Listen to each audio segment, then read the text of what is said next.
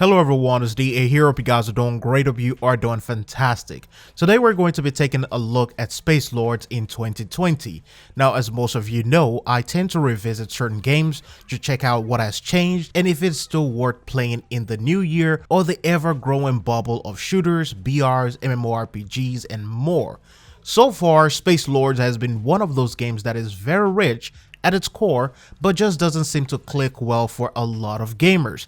The game is nice and all, but unless you're just heavily invested in it, this is a game that new players will likely never return to, because the new player experience is next to none.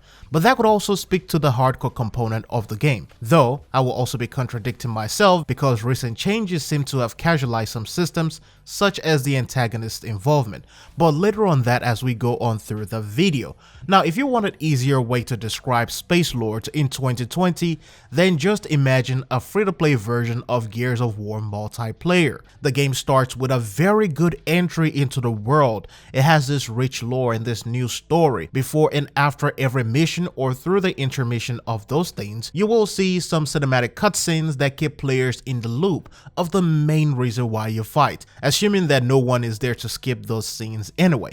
The gameplay consists of objective game modes, which all dies down to disable this thing, disable that thing, move on to that next zone, shoot the weak points, and just kill several hordes of enemies. The control is unorthodox and can be quite problematic for a lot of players coming from other MMORPGs, since your skills in those games will not transfer over to Spacelords. There are several characters to unlock and choose from, with each and every single one of them playing differently. They almost feel like a class-based system, and that is one of the really good things about this game. They really did a good job describing those characters, and some of you already know my favorite is Ayana, and that is not just because of her kit and abilities, it's also because of her very rich design. And you will see common themes in the game when it comes to every single character design, male and female. Throughout the course of the game, you will see the introduction of events tied to real-world seasons, so things such as Christmas, Easter, Halloween, all that kind of stuff you see in a lot of games today, so you will see something like that in Spacelords. Sadly, that is where most of the glamour of this game ends in the recent years. A huge shout out to Sasuke, I hope I'm pronouncing it right. That is one of the Spacelord content creators out here on YouTube, and he also opened my eyes to some of the things that we see or is going on in the game. It made me want to jump back into the game, and I have to say I jumped back in last week and I've played several hours since then, both on console and on PC, so I hope that this critique of the game can really help the developers. Now, this game would be good enough to enter mainstream if it stops trying to reinvent formulas that doesn't work anymore. Some of those formulas are 2008, 2005, 2004 formulas. This further pushes it into the niche category and the hell of trying to find someone online, which is one of the major issues in Spacelords right now. They really have to re-examine their whole approach. I'm not talking about creating a BR mode, I'm not talking about turning it into some FPS or some team-based shooter. I'm talking about innovating the modes and the core concepts of things that already exist in the game. The reward system in Spacelords is still not as impressive as I can remember, because the grind to reward ratio is just a curse in this game, and you can also connect this to the in-game economy system, which is already held to a lot of existing players. And I'm not talking about just dishing out loot here when it comes to reward, I'm talking about increasing the loot pool and designing more items and more rewards. And I'm not talking about just layering them and stocking them behind RNG. Playing other games in multiple genres will really open your eyes up to various possibilities of things that can be done in games that you enjoy the most. You can really learn from other games, maybe not take all their antics, but pick out the good things in those really good games. Attaining rewards in Spacelords, even in its lenient form, can be a grind hell or a bore fest. Once you have it all, for a veteran player, what is there to do than to just stay online and keep oiling the same wheel? And for newer players, it's hell to get items.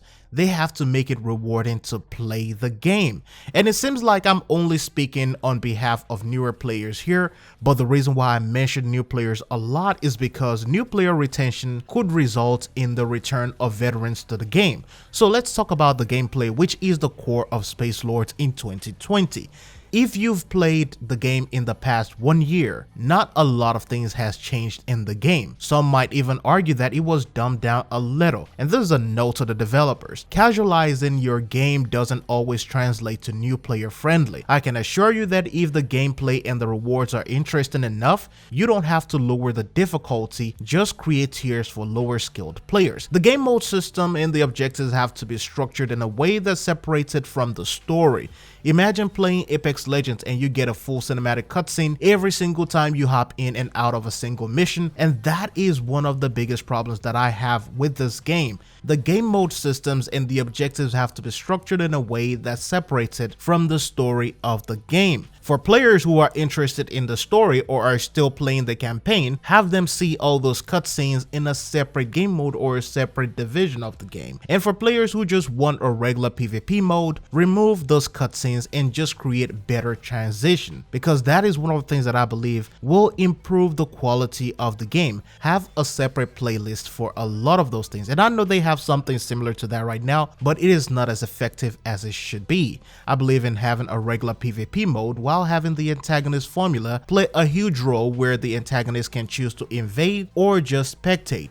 If they invade, they can choose the team that is losing, with the hope that their involvement or the extra man will balance the shift of power. Now, I know that a lot of people will hate PvP in a lot of games, but this game has the antagonist formula that could play well in a regular PvP or PvPvE modes. Mobility and transition from running to other actions can be drastically improved in Spacelords, as it doesn't translate well to players coming from Smite, Overwatch, Warframe, Apex, Destiny, or should I even say players coming from Fortnite. Having the same melee animations for almost every single thing you do in the game can be quite boring after a while.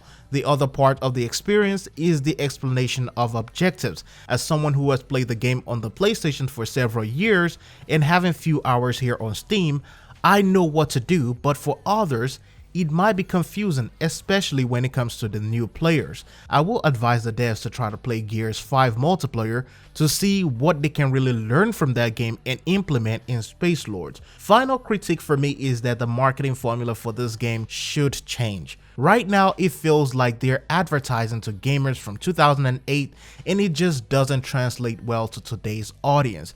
I'm not asking you to pay some big streamer millions of dollars to stream a game, because if they do so without addressing the current issues, that will just translate to a monetary loss. So they shouldn't do that. They need to fix the issues in the game first, improve the quality of the modes and the system in the game, then pay a company to create great trailers and great marketing strategies. At this point, Spacelords is a good game for bored gamers.